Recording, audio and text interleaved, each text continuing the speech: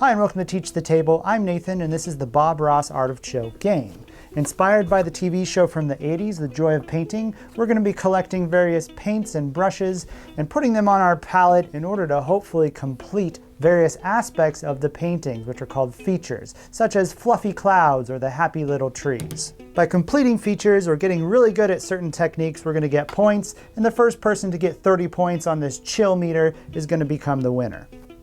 Your turn will consist of rolling a die and doing whatever it says, and then you're going to take 3 actions, one of which, and probably most importantly, is completing a feature on the painting that we're working on, the one that's on the easel. So I'll show you how to complete a feature, and then we can work backwards. Each player has a painter's palette with 2 spots, an A and a B spot. Each spot can hold up to 3 cards. You will apply paints there throughout the game, like so. Now the cards have 2 sides on them. You can use them either as the paint or as the brush. If you're applying them to your palette, you're just going to use them like the paint so that you can mix various paints on your palette. In order to complete a feature from the painting that we're working on, you need to have all the colors that are required, as well as the brush shown needs to be in your hand. So in this example, I have the brush here that matches that, and I need red, white, and blue, which I have here. So I could discard all of these 3 cards with my brush in order to complete that feature.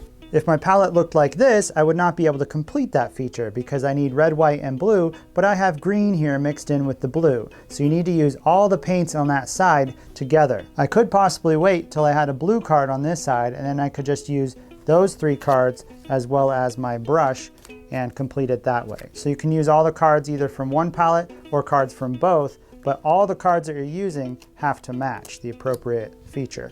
When you complete a feature, you're going to get a number of points starting with the number of paints that it took. You don't count the brush in this case. So since this feature took 3 different paints, that's 3 points that you get on the point track. You also get to move your little marker here and put it underneath, in this case, the fluffy clouds. So since I was the first person to complete the fluffy clouds, I get a bonus of 2 additional points, bringing my total up to 5.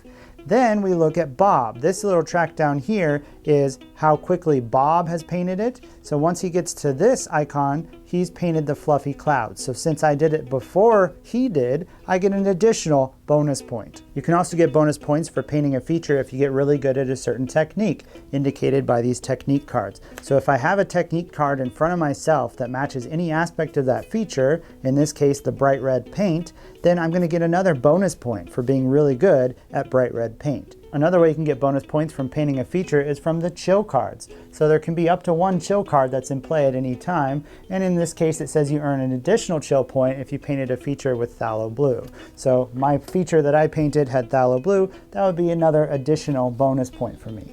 Once you understand painting a feature, the rest of the actions make a lot more sense. So one action you could do is drawing a new art supply card. You can either take one from the top of this deck or one of these ones that's showing. Anytime you take a card that's showing from either of these decks, you always replenish it so that there's 4 cards showing. So you could just take one and add it to your hand. There's no limit to how many cards you can have in your hand. Another action you could do is adding paint to your palette by adding 1 card to either side, whichever one you want, paint side showing up. That's 1 action per card.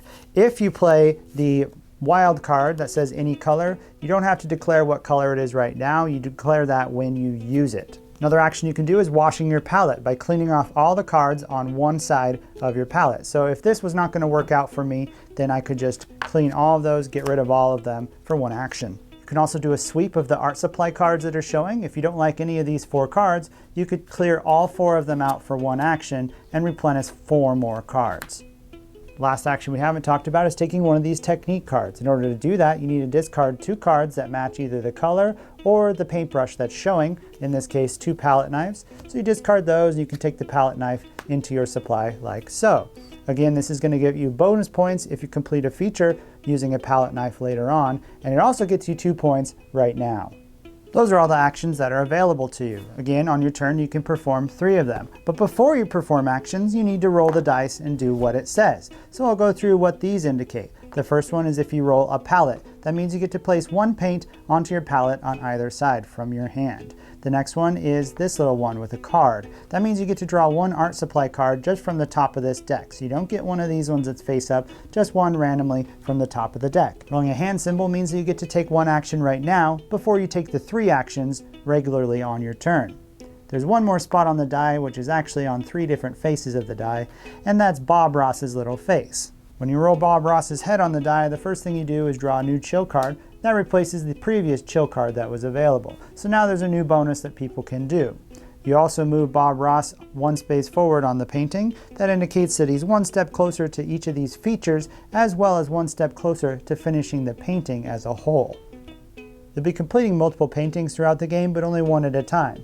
A painting is considered finished if any one player completes all 3 features. So in this case, fluffy mountains, happy little trees, and a charming cabin. If one player's placed all their little feature tokens out there, they've completed the painting, and you're going to discard this one and start over with a new one. Or if Bob Ross is the first one to complete it, indicated by him getting to the furthest spot to the right, that painting is done and you'll do a new one.